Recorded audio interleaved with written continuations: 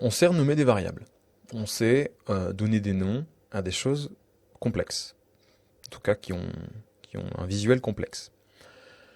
Vous allez vite vous rendre compte que les expressions, quand on les écrit, elles ont une timeline en fait.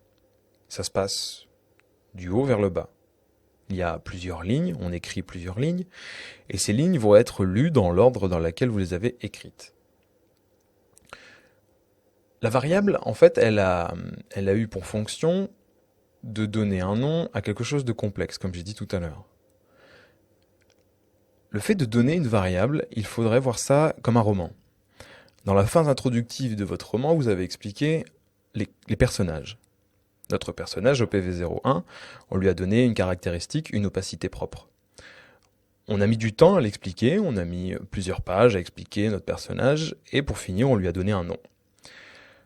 Dans la suite du bouquin, les gens vont comprendre que dès qu'on va parler de notre personnage, il y aura tout un background derrière, il y aura toute une explication de ce personnage. Mais là, c'est un peu pareil.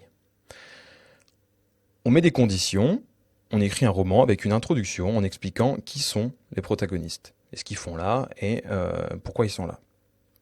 Ensuite, on joue avec eux, on les torture un peu, en les ajoutant, en les divisant, en les soustrayant. Et ce qui se passe, c'est que dans la suite de l'histoire, on aimerait bien que, par exemple, l'un des personnages soit blessé ou ait une tare sur son caractère. Pour ce faire, on va devoir changer un peu ce personnage. Peut-être pas changer son nom, mais en tout cas, changer l'une de ses caractéristiques. Ce qui va se passer avec les expressions, c'est qu'il va falloir changer la variable en expliquant que ce personnage, désormais, sera plus comme ça ou moins comme ça. En termes d'expression, ça se nomme de cette façon. Imaginons que, une fois que nos deux personnages OPV01 et OPV02 ont fait leur petite vie, on veut que OPV01, désormais, on lui ajoute 10 à chaque fois. À partir de ce moment-là, dès qu'on va parler de OPV01, il y a eu un background qui est celui de This Composition Layer V1 transformation opacité, mais qui sera passé par une deuxième étape du plus 10. On va appeler ça l'affectation, les opérateurs d'affectation. Ça s'écrit OPV01 auquel on lui ajoute, auquel on lui ajoute 10. Ça veut dire que désormais, ce personnage, OPV01, qu'on connaît sous le nom de This Layer Transformation Opacity, désormais aura la propriété en plus d'avoir plus 10. Alors vous allez me dire, dans ce cas-là, on ajoute 10 là et voilà, on est peinard. On n'a plus rien à rajouter.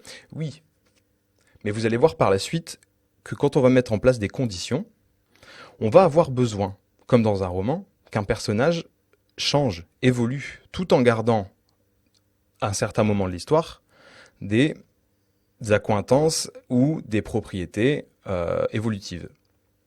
C'est-à-dire que dans la première partie, dans cette partie-là, OPV01 a toujours la même propriété, celle de la transformation de l'opacité du V01. Et après avoir écrit ça, toutes les références à l'OPV01 seront désormais avec plus 10. Parce que pour cette partie de l'histoire, on n'a pas besoin du plus 10. Mais pour la suite de l'histoire, on va avoir besoin du plus 10. Voilà ce qu'est un opérateur d'affectation et d'incrémentation.